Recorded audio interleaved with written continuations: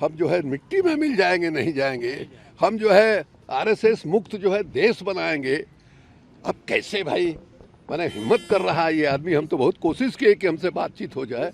आज के दिन भी हमने वहाँ मैसेज किया है कि बात हो सकती है कि नहीं।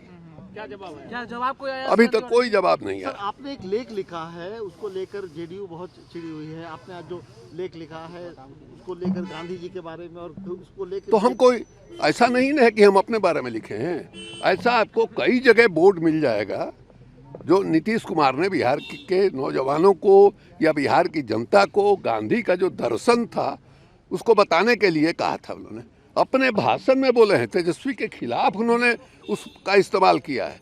उसमें गांधी जी ने 7 पाप बताए थे।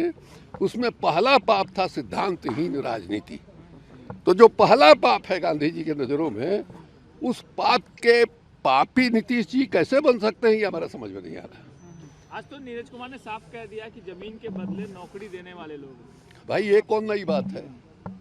ऐसा नहीं है कि अभी आए थे नीतीश कुमार, उसके पहले ये नहीं था, कोई नया आ गया। उसके पहले भी जब थे उस समय भी था।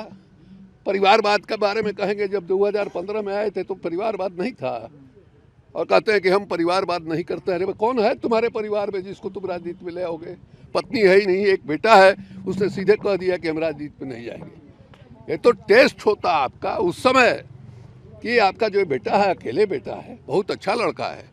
वो जब पैदा हो रहा था तो हम लोग मंजू गीता मिश्रा के यहाँ 3 घंटा 4 घंटा बैठकी लगाए थे। वो अगर राजनीति में आता हमको भी खुशी होती, और राजनीति में आता तब ये कहते कि नहीं साहब परिवारवाद जो है वो हमने लड़के को रोक दिया। ये है ही कौन? जब है नहीं तो भाषण देने में क्या हर्ज है भाई? हम जो है मिट्टी में मिल जाएंगे, नहीं जाएंगे। हम जो है आरएसएस मुक्त जो है देश बनाएंगे।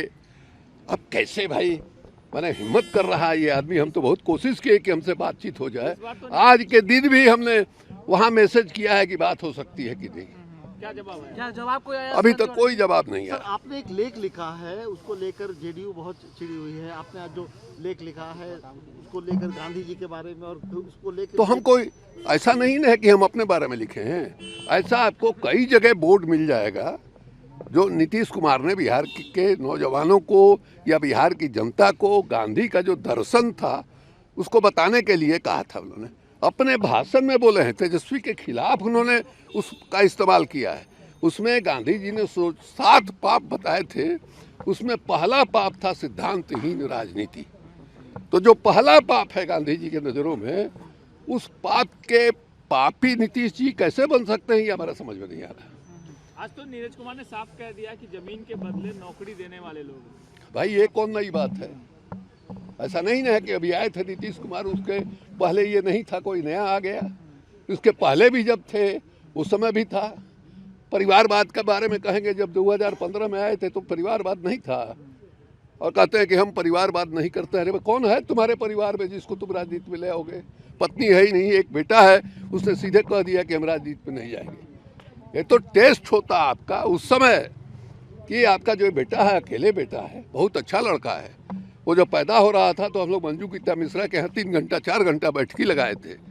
वो अगर राजनीति में आता हमको भी खुशी होती, और राजनीति में आता तब ये कहते कि नहीं साहब परिवारवाद जो है वो हमने लड़के को रोक दिया।